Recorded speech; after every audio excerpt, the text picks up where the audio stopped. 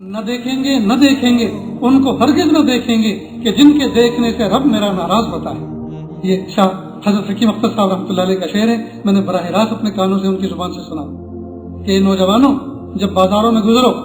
اور بازار کی حسینائیں تمہیں پریشان کریں اور نفس تمہیں مجبور کرے کہ دیکھ لو نہیں تو مر جائیں گے، دیکھ لو کتنی حسین و جمیل چلی، تو کہا فوراً اپنے نفس کو کہو نہ دیکھیں گے ان کو ہرگز نہ دیکھیں گے کہ جن کے دیکھنے سے رب میرا ناراض ہوتا ہے۔ اللہ اکبر۔ اور جب کوئی نوجوان من چلا کہے چلو یار اس بازار میں چلتے ہیں، چلو وہاں چلتے ہیں، وہاں ایک سے ایک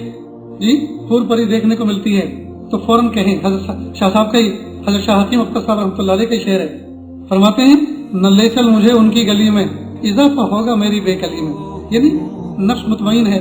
دل اللہ کی یاد میں لگا ہوا ہے، وہاں لے جائے گا نور اڑ جائے گا، آنکھوں کا نور چلا جائے گا، دل کا سرور ختم ہو جائے گا اور میری بے کلی میں اضافہ ہو جائے گا۔ تو میرے دل کے پرسکون دریا میں کیوں ڈھیلا پھینکتے ہو کہ اس میں لہریں اٹھیں؟ اس لیے نہ لے چل مجھے ان کی گلی میں اضافہ ہوگا میری بے کلی میں۔ اور اگر کوئی نوجوان یوں کہے کہ دیکھ میں نے تو دیکھ لیا، تو اور دیکھ کیا قد و قامت ہے، تو شاہ صاحب کا ایک اور شعر ہے، فرماتے ہیں اس کی قامت ہے یا قیامت ہے، اس کو دیکھے گا وہ جس کی شامت ہے، جس کے دن پھر گئے ہوں اور جو راندہ درگاہ ہو چکا ہو اور اللہ تعالیٰ کی بارگاہ سے جو ٹھکرایا جا چکا ہو، اس کو وہ دیکھے گا اور دنیا اور آخرت میں برباد ہوگا۔ غرض یہ کہ جب گناہ کا موقع آئے اور گناہ کرنے کے لیے بالکل نفس بازو اور پر تول رہا ہو، اس وقت ہمت کر کے اللہ تعالیٰ کی پکڑ کو سوچے، اس کا تصور کرے، میرے اللہ عظیم ہیں، ذو بطش شدید، اللہ زبردست پکڑ والے ہیں، اس کی کبریائی بڑی ہے، اس کی شان بے نیازی سے ڈرے کہ وہ ذات اتنی عظیم ہے، کئی مرتبہ جان بھی لے لیتی ہے اور قبول بھی نہیں کرتی، میرے عمل ویسے بھی بہت کم ہے، مجھے تو ضرورت اس کی شفقت اور محبت اور رحمت کی ہے، مجھے اس کے غضب کی ضرورت نہیں ہے، میں تو مارا جاؤں گا، اللہ عظیم ہے، نہیں مجھے یہ نہیں کرنا، ہمت کرے۔ اور جیسے کہ پچھلی مجلس کے اندر اس عزیز نے ذکر کیا تھا کہ حضرت یوسف علیہ السلام جب عزیز مصر کی بیوی زلیخا کے جال میں پھنس گئے، کیا مطلب جال میں پھنس گئے؟ یعنی اس نے اپنے کمرے میں بلا لیا اور کمرے میں کنڈی اور تالا لگا دیا اور پھر دعوت گناہ دی۔ حضرت یوسف علیہ السلام نے چاروں طرف دیکھا اور دیکھنے کے بعد جب دیکھا کہ راہ فرار بالکل مسدود ہے، تالا لگا ہوا ہے، تو مجبور ہو کر یہ بہانہ نہیں سوچ لیا کہ جب مجبوری ہو کیا کرو، دیکھا جائے گا، توبہ کر لیں گے بعد میں، ایسا نہیں سوچا، بلکہ جتنا اختیار میں تھا اتنا اختیار استعمال کیا، لہذا دوڑ کے دروازے تک گئے تو جتنا ان کے اختیار میں تھا اتنا کیا، اس پر اللہ کی رحمت متوجہ ہوئی،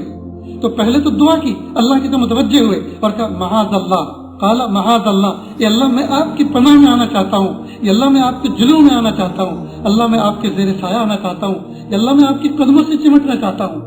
معاذ اللہ۔ جب ٹوٹے ہوئے دل سے کہا معاذ اللہ، اللہ مجھے بچا لیجیے، اللہ میری توبہ، اللہ مجھے بچا لیجیے۔ جب اسباب کے درجے میں یہ الفاظ کہے اور اس کے بعد جتنی قوت کی دوڑ لگائی، تو پھر اللہ پاک نے آگے کا مرحلہ آسان کر دیا اور کنڈی کھل گئی، تالا ٹوٹ کے گر گیا اور دروازے دو پٹ کھل گئے اور حضرت یوسف علیہ السلام باہر نکل گئے۔ اور پھر جو ہونا تھا آپ سب کو پتا ہے کہ کیا تماشا ہوا تھا مصر میں، اور کیا کیا شہادتیں اس پر اللہ پاک نے اس کا ایک نظام بنا کے پیش کیا، اور اللہ پاک نے اپنے کمزور بندے کی کس طرح سے تائید اور مدد فرمائی۔ تو اس لیے عزیز طلبہ، میرے پیارے مہمانوں، میری ماں بہنوں، ہمیں اتنا تو کرنا پڑے گا جتنا ہمارے اختیار میں ہے، اتنے کہ ہم مکلف۔ ہرگز اپنے آپ کو مجبور نہ سمجھیں، اللہ پاک نے ہمیں اسباب و وسائل اور ذرائع عطا فرمائے ہیں ہر چیز سے مقابلہ کرنے کے، ہم اتنا کام کریں۔ ریاست حیدرآباد کے اندر حضرت شاہ ابرالحق صاحب ہردوئی رحمۃ اللہ علیہ، ان سے متعلق ایک شخص تھے، اب ان کی مجاز خلیفہ تھے یا نہیں اس میں مجھے شک ہے، لیکن ان کے متعلق تھے۔ شہر میں فساد رونما ہوا، محلے کے اندر کچھ فسادی لوگ آئے قتل کے ارادے سے اور ہاتھوں میں ان کے اسلحہ تھا۔ اب یہ جو حضرت والا حضرت رحمۃ اللہ علیہ کے متعلق تھے، انہوں نے سوچا کہ اب تو موت یقینی ہے، یعنی میں گر چکا ہوں، فوراً کندھے سے رومال اتارا، فوراً قبلہ کو پچھاڑ، ایک دم سے اللہ اکبر کہہ کے سجدے میں چلے گئے کہ اگر یہ ماریں گے بھی، یہ تو مارنے والے ہیں، تو کیوں نہ میں سجدے کی موت مروں۔ چنانچہ ایسے ہوا، ظالموں نے ظلم کیا، قتل کر دیا اور وہ سجدے کی حالت میں اللہ کے حضور پہنچے. جی تو اللہ پاک نے ہمیں برین دیا، عقل دی، سمجھ دی، شعور دیا. اس شعور کو اسباب کے درجے میں ہم کیوں اچھی طرح سے استعمال نہ کریں؟ تو جتنا اللہ پاک نے ہمیں اختیار دیا، جتنے اللہ رب العزت نے ہمیں اسباب و وسائل عطا فرمائے، ہم احسن طریقے سے ان کا استعمال کریں اور وہ بھی اللہ کی طرف توجہ کرتے